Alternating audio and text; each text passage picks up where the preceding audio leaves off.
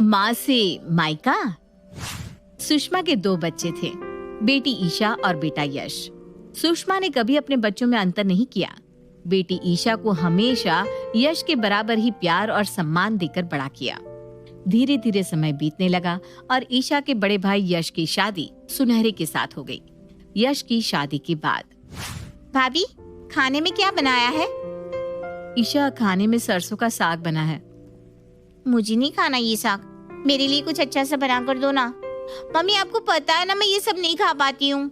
अरे बेटा सुनहरी, इसके लिए ना तू थोड़े से आलू के पराठे बना दे। ये बचपन से ही साग को देखकर मुंह बनाती है। खाने से पहले घर में कलेश करवाने का कोई फायदा नहीं। ठीक है मम्मी जी। मम्मी शाम को ना इडली सांभर बनाकर खिला दो, कितने दिन हो गए हैं। अरे बेटा, ये रोज रोज इडली सांभर बनाने के लिए मत कहा कर, दुनिया भर की मेहनत लगती है उसमें। सिंपल रोटी सब्जी खाकर नहीं रहा जाता क्या तुझसे? मम्मी बना दो ना प्लीज। अगर आपने नहीं बनाया तो मैं भी आज खाना नहीं खाऊंगी। अच्छा बाबा, बना दूंगी। 1 मिनट चैन से बैठने नहीं देती ये लड़की। अपने मन का कराए बिना चैन नहीं पड़ता इसको। अरे मम्मी जी, शादी से पहले ही लड़कियां ऐसे हक जताकर अपनी पसंद बता पाती है। शादी के बाद तो बस इच्छाएं अपने मन में ही रह जाती है। न मायके में अपने मन का कुछ कर पाती है, न ससुराल में।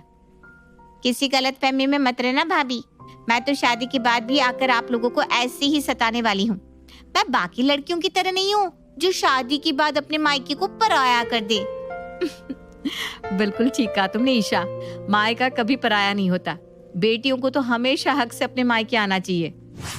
कुछ समय बाद ईशा की भी शादी हो जाती है और वो शादी करके अपने ससुराल चली जाती है। शादी के बाद, ईशा बेटा, तेरे लिए आम का अचार बनाकर रखा है, ले जाना बेटा। अरे वाह मम्मी, आपको याद था मेरे लिए अचार बनाना। बेटी बस घर से विदा होती है, माँ के दिल से नहीं। माँ कभी अपने बच्चों को भूल सकती है क्या? शादी होने के बाद भी ईशा की माँ सुषमा कभी अचार, कभी पापड़, कभी उसकी पसंद के शॉल, तो कभी सूट देने के बहाने उसे मायके बुलाती रहती। ईशा भी माँ का एक फोन आते ही दौड़कर अपने मायके पहुंच जाती।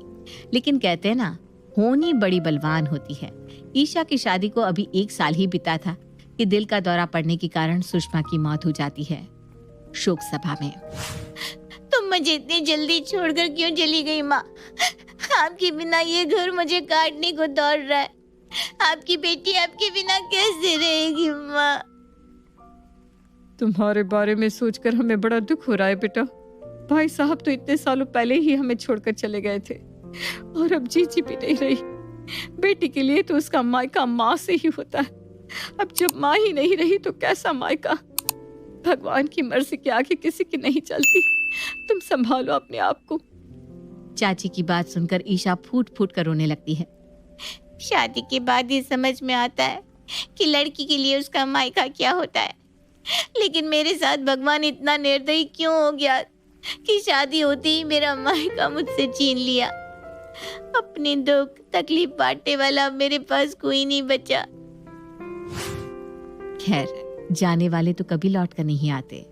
धीरे धीरे ईशा भी माँ के गम को बुलाकर जीवन में आगे बढ़ने लगी थी। 1 साल बाद ईशा की सहेली मीनू कहती है, ईशा, गर्मियों की छुट्टियां आने वाली है, तू आएगी ना छुट्टियों में अपने मायके?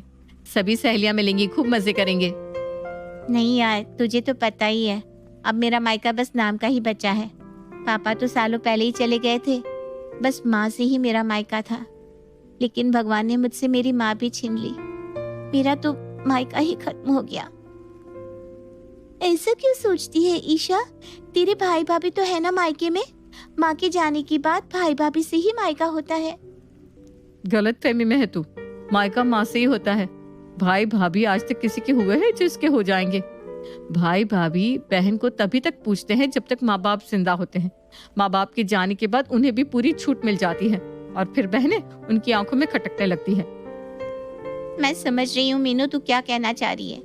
बस इसीलिए जब से माँ गई है मैंने मायके जाना ही बंद कर दिया है। वो कहते हैं ना, अपनी इज्जत अपने हाथ में होती है। इससे पहले कि भैया भाभी मुझे देखकर नजरें चुराएं, मैंने खुद ही मायके जाना बंद कर दिया। अरे क्यों किसी के ऊपर बोझ बनना? उनकी तो अपनी जिंदगी है, मैं क्यों उनकी लाइफ को डिस्टर्ब करने के लिए वहां जाऊं? तो क्या आंटी जी के जाने के बाद तेरी भाभी तुझसे पूछती भी नहीं है? ऐसी बात नहीं है यार, मैंने बताया ना, पिछले 2 साल में मैं इक्का दुक्का बार ही मायके गई हूँ। भाभी तो फोन करके कहती रहती हैं, ईशा बहुत दिन हो गए, कब आओगी। लेकिन मैं खूब समझती हूँ, वो सब तो ऊपर के मन से कही बातें हैं। आखिर दुनिया को भी तो दिखाना पड़ता है ना कि सास के जाने के बाद हम अपनी ननद को कितना मान सम्मान दे रहे हैं। तेरे कहने का मतलब ये है कि ये सब जो तूने कहा वो तूने अपने मन से ही बना लिया। अरे अगर तेरी भाभी ने आज तक तुझसे कोई गलत बात की ही नहीं तो तू कैसे कह सकती है कि तेरे भाई भाभी तेरा सम्मान नहीं करेंगे? अरे कौन से जमाने में जी रही है शीला तू? तू क्या चाहती है कि मैं मायके जाकर अपनी बच्ची कुच्ची इज्जत और आत्मसम्मान भी खो दूं? समझदारी तो इसी में है ना कि मैं वहां ना जाकर सबका सम्मान बना रहने दूं। मन में खटास पड़े, इससे अच्छा तो यही है कि मैं वहां ना जाऊं। बिल्कुल ठीक किया तूने ईशा। इस शीला को अभी पता नहीं है दुनियादारी किसे कहते हैं। फिर भी अगर शीला को यही लगता है ना कि वो सही है और हम गलत है तो ठीक है। तू ना शीला के कहने से अपने मायके ही चली जा, दूध का दूध और पानी का पानी हो जाएगा। तेरी जो भाभी तेरे आगे पीछे घुमा करती थी ना, उसके तेवर बदल जाएंगे। सबसे पहले तो तुझे वहां देखकर वो मुंह टेढ़ा कर लेगी और फिर ऐसे दिखाएगी जैसे पता नहीं वो कितनी बिजी है और तू वहां उनका काम बढ़ाने के लिए चली आई है। सहेलियों के उकसाने पर ईशा अपनी भाभी को फोन करती है। भाभी आप बार बार पूछती हो ना मैं घर कब आऊंगी, तो ठीक है, मैंने सोचा इस बार गर्मी की छुट्टियों में मैं घर आ जाती हूँ। अरे वाह ईशा, ये तो बहुत खुशी की बात है। जब से मम्मी जी गई है तुम तो जैसे हमें भूल ही गई हो। तुम जरूर आओ, और हाँ, पूरे 1 सप्ताह के लिए आना होगा। ऐसे नहीं कि 2 दिन के लिए आई और वापस लौट गई। अरे जैसा मीनू ने कहा था वैसा तो कुछ भी नहीं कहा भाभी ने, बल्कि भाभी तो बड़ी खुश हो रही है मेरे आने की खबर सुनकर। खैर असलियत तो तभी मालूम पड़ेगी जब मैं घर पहुंचूंगी। अब ठीक है भाभी, जल्दी मिलते हैं। बच्चों की छुट्टी होने के बाद ईशा पूरी तैयारी के साथ मायके पहुंच जाती है। ईशा को देखते ही भाभी उसके गले लगकर रोने लगती है। मम्मी जी क्या चली गई? तुम तो हमें भूल ही गई कि तुम्हारे भाई भाभी भी इस घर में रहते हैं। ऐसी क्या गलती हो गई हमसे कि तुम इस घर का रास्ता ही भूल गई? मम्मी जी के जाने के बाद तो मैं बिल्कुल अकेली पड़ गई हूँ ईशा। ये सोचकर ही कभी अपनी भाभी से मिलने आ जाया करो कि माँ के जाने के बाद मेरा जीवन कितना सूना हो गया है। एक वो समय था जब हमारे घर में हर समय चहल पहल रहती थी, और एक ये समय है, एक दूसरे को देखे कितना समय बीत जाता है। पहले तुम्हारी शादी हो गई और फिर मम्मी जी मुझे अकेला छोड़कर चली गई। भाभी की बातें सुनकर ईशा का मन भी भीगने लगा था। तभी उसे सहेलियों की बातें याद आती है। अगर आपने सच में मुझे इतना याद किया होता भाभी, तो कभी आप भी तो मुझसे मिलने के लिए आ सकती थी। ये तो मोदी की बात हो गई कि कोई सामने पड़ जाए तो टोक लो और बाद में उसका नाम भी ना लो। इतनी कड़वाहट क्यों भर रखी है आपने मन में? मम्मी जी के जाने के बाद मुझ पर जिम्मेदारियां बहुत बढ़ गई हैं। ऑफिस के बाद घर की पूरी जिम्मेदारी अब मुझ पर आ गई, इसलिए कहीं निकलना ही नहीं हो पाता। खैर तुम बैठो, मैं चाय नाश्ता लगाती हूँ। अब तो तुम पूरे 1 सप्ताह के लिए आई हो। हम ननद भाभी खूब गप्पे लगाएंगे, बातें करने के लिए बहुत समय मिलेगा। आओ पहले थकान उतार लो अपनी, फिर आराम से बातें होंगी। मुझे भाभी की बातों में सच्चाई दिखाई दे रही है। ऐसा लग रहा है कि सचमुच भाभी दिल से चाहती थी कि मैं उनसे मिलने आऊं। कहीं मैं भाभी के बारे में गलत तो नहीं सोच रही? ईशा पूरे 1 सप्ताह के लिए अपने मायके आई थी। इस 1 सप्ताह में उसे एक बार भी ऐसा नहीं लगा जैसे भाभी उसे इग्नोर कर रही हो। भाभी खाने के लिए हर रोज उसकी पसंद का कुछ न कुछ बनाती। एक दिन, अरे भाभी अभी तो 5 ही बजे हैं, आज आप ऑफिस से जल्दी आ गई। हाँ ईशा, आज मैंने शॉर्ट लीव ली है। तुम 2 दिन बाद चली जाओगी, फिर कहाँ तुम्हारे साथ समय बिताने का मौका मिलेगा। मैंने सोचा आज जल्दी घर पहुँच जाती हूँ, हम दोनों आराम से चाय पीते हुए बातें करेंगे। ठीक कह रही हो भाभी, अब तो साथ बैठकर बातें किए हुए भी महीनों बीत जाते हैं। जिंदगी कितनी बदल गई ना। दोनों ननद भाभी एक दूसरे के साथ अच्छा समय बिताती हैं और ढेरों बातें करती हैं। अच्छा बताओ आज क्या खाओगी? कुछ भी बना लो भाभी, क्या फर्क पड़ता है? अरे बताओ ना, फर्क क्यों नहीं पड़ता? बिल्कुल फर्क पड़ता है। अच्छा तुम्हारी पसंद की इडली सांभर बना दूं? क्या भाभी, इडली सांभर? उसे बनाने में बहुत समय लगता है, रहने दो, मैं आपको परेशान करना नहीं चाहती। अच्छा जी, अब तुम्हारे लिए इडली सांभर बनाने में मुझे थकान होने लगी है? भूल गई जब मेरी नई नई शादी हुई थी तो तुम हर चौथे दिन सांभर खाने की जिद पकड़ लेती थी। मैं चाहे जितना न नुकुर करूं, तुम अपनी जिद मनवा कर ही छोड़ती थी, और मम्मी जी भी तुम्हारी साइड लेती थी। याद है भाभी, सब याद है। तब की बात कुछ और थी, अब की बात कुछ और है। तब तो मैं अपनी बात मनवाने के लिए लड़ जाती थी, लेकिन अब तो ऐसा नहीं हो सकता। ईशा, बेटियां लड़ती झगड़ती हंसती मुस्कुराती ही अच्छी लगती हैं। जब वो चुप हो जाती है ना, तो उनकी चुप्पी बड़ी दुखती है, पूरा घर सुना कर जाती है। भाभी की बात सुनकर ईशा वहां से उठकर दूसरे कमरे में चली जाती है। धीरे धीरे 1 सप्ताह का समय बीत गया था और ईशा अपने ससुराल लौट आई थी। मुझे लगता है मैंने भैया भाभी के बारे में कुछ ज्यादा ही गलत सोच लिया।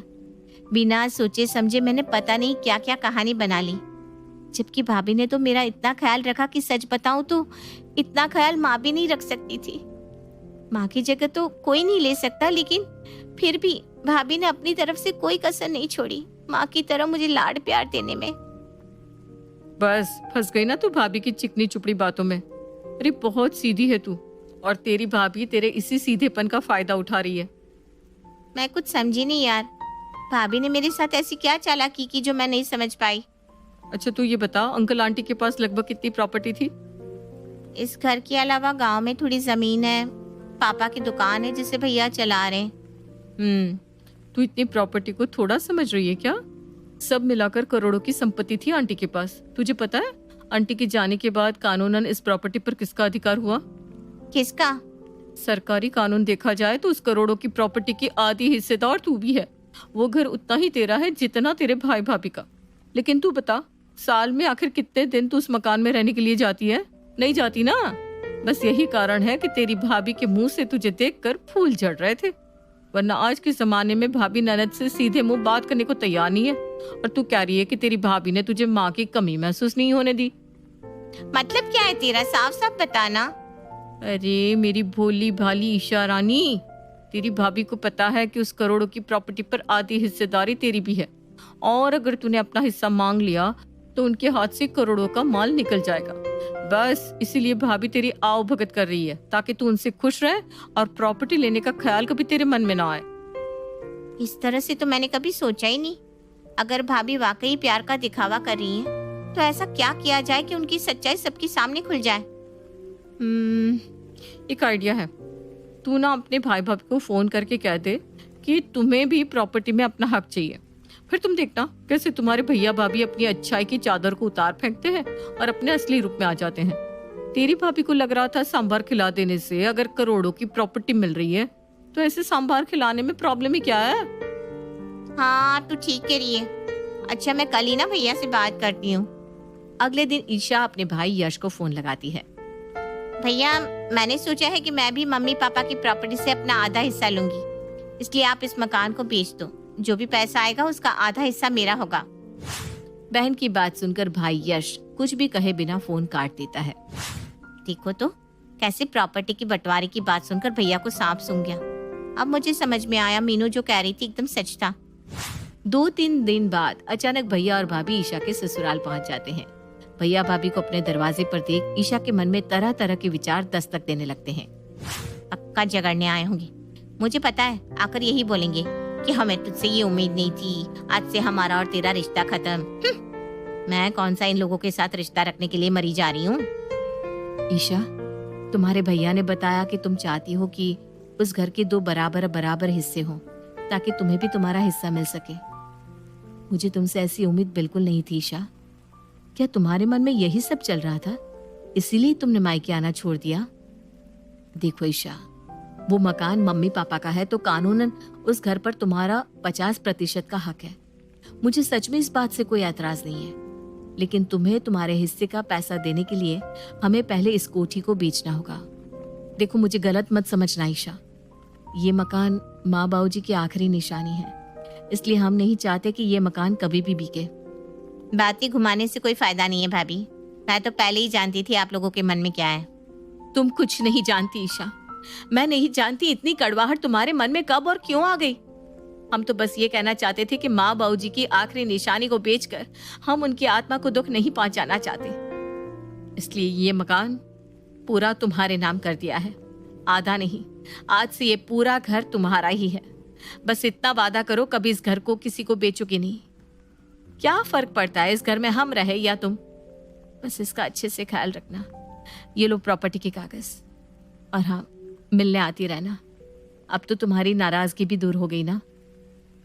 भाभी और भैया की बात सुनकर ईशा को जोर का झटका लगता है और कुछ देर के लिए वो बिल्कुल सन्न रह जाती है। रुक जाओ भैया, अगर ये कागज यहाँ छोड़ जाओगे तो आप कहाँ रहोगे? वो सब तू छोड़, कुछ न कुछ इंतजाम हो ही जाएगा। अब और कितना शर्मिंदा करोगे आप मुझे?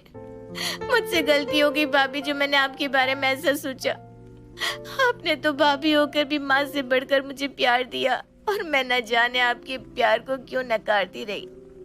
लोग कहते हैं माँ से ही मायका होता है, लेकिन आज मैं कहती हूँ माँ से नहीं, भाई भाभी से मायका होता है। और जिसके पास आपके जैसी भाभी हो, उससे माँ की कमी कभी महसूस हो ही नहीं सकती।